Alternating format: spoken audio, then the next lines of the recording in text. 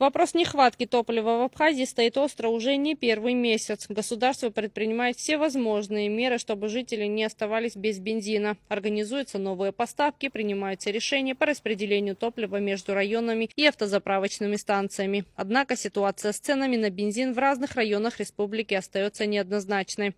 По сообщениям жителей и водителей, стоимость топлива может значительно отличаться в зависимости от района. В Галском районе стоимость топлива значительно выше и по имеющейся информации составляет от 120 до 130 рублей за литр.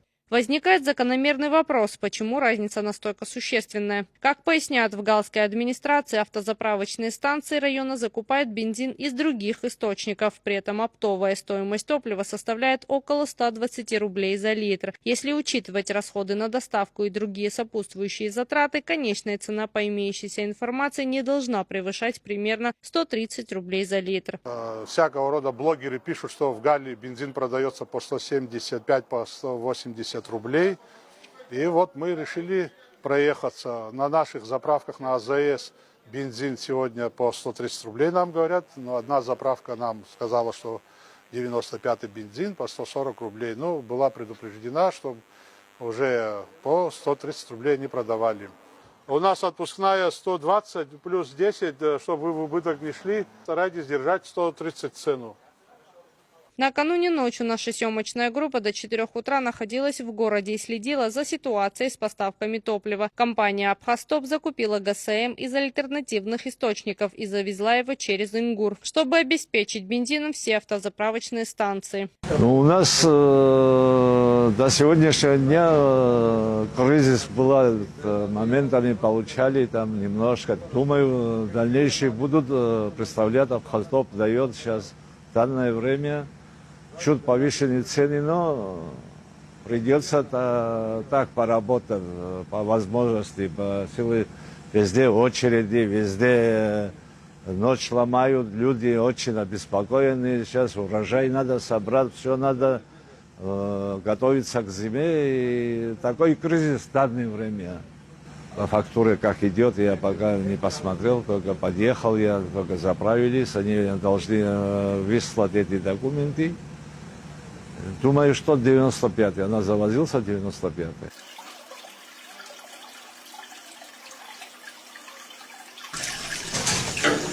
Вы сегодня всю ночь будете заправляться, да? Ну, остаток на литр.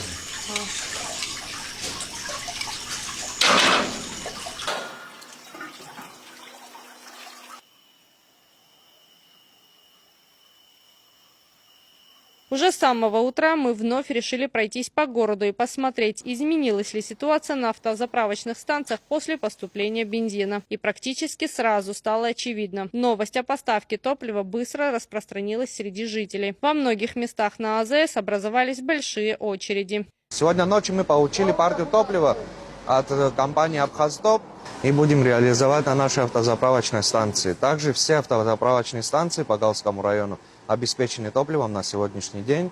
Всю ночь топливо разгружали, разгрузили, потребности населения выполняются.